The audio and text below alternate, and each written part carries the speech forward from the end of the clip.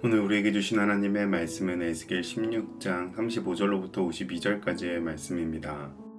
그러므로 너 음리하여 여호와의 말씀을 들을지어다. 주 여호와께서 이같이 말씀하셨느니라.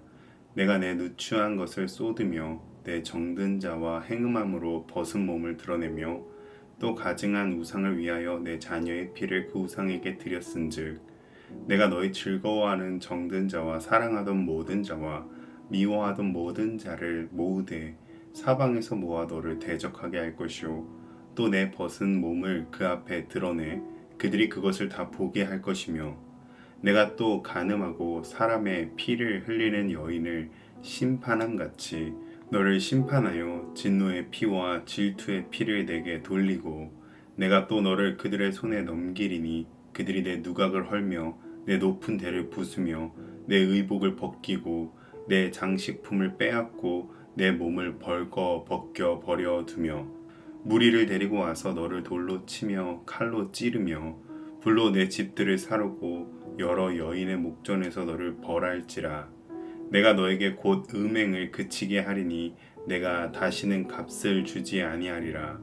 그리한즉 나는 내게 대한 내 분노가 그치며 내 질투가 내게서 떠나고 마음이 평안하여 다시는 노하지 아니하리라. 내가 어렸을 때를 기억하지 아니하고 이 모든 일로 나를 분노하게 하였은즉 내가 내 행위대로 내 머리에 보응하리니 내가 이 음란과 내 모든 가증한 일을 다시는 행하지 아니하리라.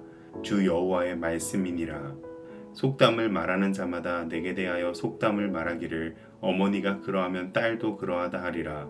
너는 그 남편과 자녀를 싫어한 어머니의 딸이요 너는 그 남편과 자녀를 싫어한 형의 동생이로다.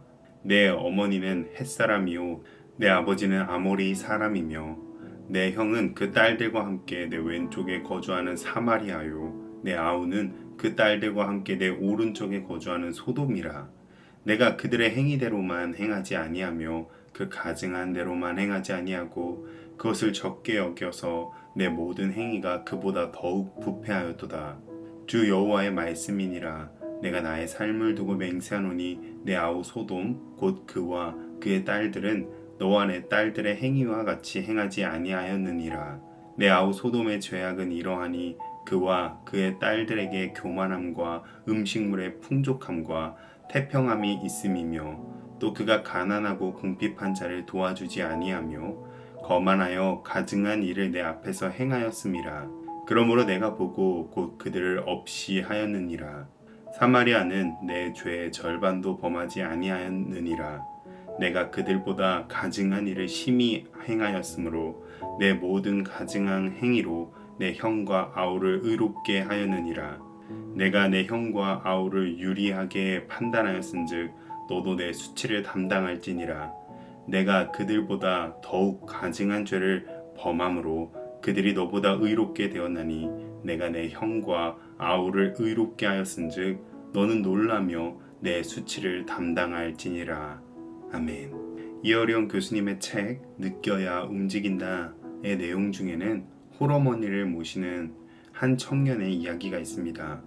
이 청년은 취직을 하려고 면접을 보았지만 번번이 떨어졌습니다.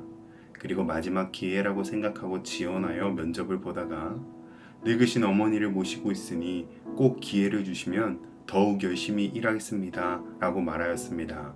이에 면접관으로 있던 회장이 청년에게 그러면 어머니의 발을 씻겨드리고 난 후에 다시 면접을 보러 오게 라고 말했습니다. 집으로 돌아온 청년은 회장의 말대로 생전 처음으로 어머니의 발을 씻겨 드리려 했습니다.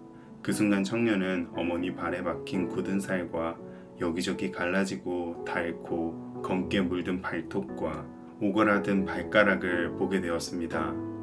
청년은 어머니의 발을 만져보고서야 비로소 자신을 위해 희생한 어머니의 사랑을 깨달았습니다. 다음날 회사로 찾아간 청년은 회장님에게 인사하기를 감사합니다. 회장님 덕분에 어머니의 사랑이 어떤 것인지 온몸으로 깨달았습니다. 그리고 면접을 마다하고 돌아가려는 청년에게 회장이 내일부터 출근하게 라고 말한 일본의 한 기업 면접 시험에서 실제로 일어났던 이야기입니다. 이 이야기처럼 우리는 몸으로 느끼고 보고 겪어야만 비로소 깨닫게 되는 것들이 있습니다. 머리로는 이미 알고 있다라고 생각했지만 진정으로 느껴야지만 변하고 행동하게 되는 것들이 있죠. 오늘 본문에서 하나님께서는 예루살렘에게 수치를 당당하게 하시고 몸소 겪고 느껴보도록 하십니다. 수치를 통해서 예루살렘으로 깨닫게 하실 것이 있었기 때문입니다. 그렇다면 하나님께서는 그의 백성들이 무엇을 깨닫기를 원하셨을까요? 오늘 말씀을 통해 함께 살펴보도록 하겠습니다. 하나님께서는 예루살렘을 음녀라고 부르시며 말씀하십니다. 예루살렘이 우상을 섬기며 음행하여 사랑했던 자들과 또 미워했던 자들, 그리고 그 주변 모든 민족들에게 이제는 예루살렘의 벗은 몸을 드러내겠다라고 하십니다. 이는 36절에서 예루살렘으로 비유된 음녀가 음행하기 위해 옷을 벗었던 거라면 37절에서는 이제 하나님의 징벌로 인하여 그 음행이 만천하에 드러나고 수치를 당하게 하신다는 것입니다. 하나님이 이렇게 하시는 이유는 단순히 벌을 주기 위함이 아니었습니다. 이 수치를 통해 우상 숭배와 이방 나라를 의지하는 것이 얼마나 미련하고 악한 것인지를 깨닫게 하시기 위함이었습니다. 41절에서 하나님께서 말씀하셨습니다. 내가 너에게 곧 음행을 그치게 하리니 내가 다시는 값을 주지 아니하리라. 하나님의 징벌의 결과 예루살렘은 이제 더 이상 이전의 음행을 위하여 값을 지불하던 어리석은 짓을 반복하지 못하게 될 것입니다. 사무엘하 12장에서 다윗은 밧세바 사건 이후에 자신이 저지른 죄를 숨기고자 했습니다. 그러나 나단 선지자의 책망을 통해 그의 죄는 적나라하게 드러났고 다윗은 큰 수치와 아픔을 겪었습니다. 이는 하나님께서 다윗을 용서하시고 사랑하심으로 말미암아 죄의 결과를 경험하게 하신 것입니다. 우리의 삶 속에서도 세상의 유혹과 죄를 쫓은 결과 하나님이 허락하시는 어려움과 깨짐이 우리에게 있을 수 있습니다. 그러나 그것은 우리를 망하게 하고 멸망시키려 하시는 것이 아니라 다시 하나님께로 돌아오게 하시기 위한 하나님의 사랑의 경고입니다. 하나님께서는 예루살렘의 죄악의 심각성을 인식시키기 위해 사마리아와 소돔을 예로 드십니다. 예루살렘은 북이스라엘의 수도인 사마리아가 우상 숭배와 불순종으로 멸망하는 것을 보았습니다. 그리고 소돔은 창세기 19장에 나오는 하나님의 심판으로 멸망한 대표적인 도시이죠. 특별히 49절에서 하나님께서는 소돔이 심판받게 된 이유가 교만함과 거만함, 그리고 풍족함과 태평함 중에 가난하고 궁핍한 자들을 돕지 않았기 때문이라고 하십니다. 그런데 여기에 더해 하나님께서는 예루살렘이 충격을 받을 만한 말씀을 하십니다. 이런 사마리아와 소돔이 예루살렘과 닮은 형과 아우로 가족이라고 하시는 것입니다. 당시의 예루살렘 백성들은 자신들이 하나님께 택함을 받은 구별된 선민이라고 굳게 믿고 있었고, 심판받은 소돔은 악인, 멸망한 사마리아는 버림받은 자들이라고 믿고 있었기에 이 하나님의 말씀이 더 큰 충격으로 다가왔을 것입니다. 그런데 심지어 하나님께서는 네가 그들보다 더 부패하였다. 너에 비하면 그들이 의롭게 보일 정도다 라고 말씀하십니다.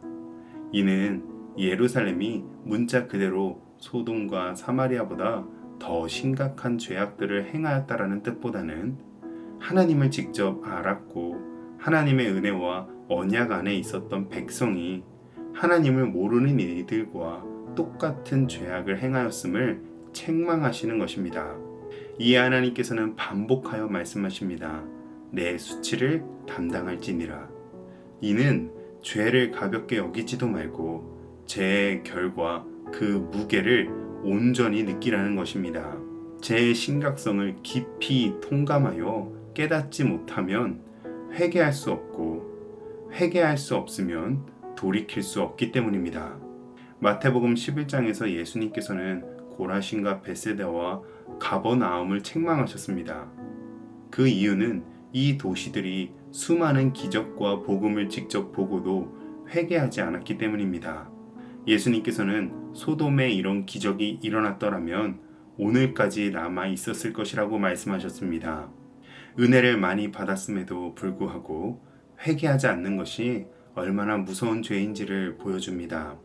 하나님을 모르는 사람보다 더 큰 은혜를 받은 우리가 오늘 세상과 다를 바 없이 살아간다면 오히려 더 큰 죄악을 범하는 것이며 더 큰 책망을 받게 될 것입니다. 오늘 말씀을 통해 하나님께서는 예루살렘이 자신의 수치를 담당하도록 하셨습니다. 그것은 단순히 부끄러움을 주기 위함이 아니라 죄를 깊이 깨닫고 돌이키게 하시기 위함이었습니다.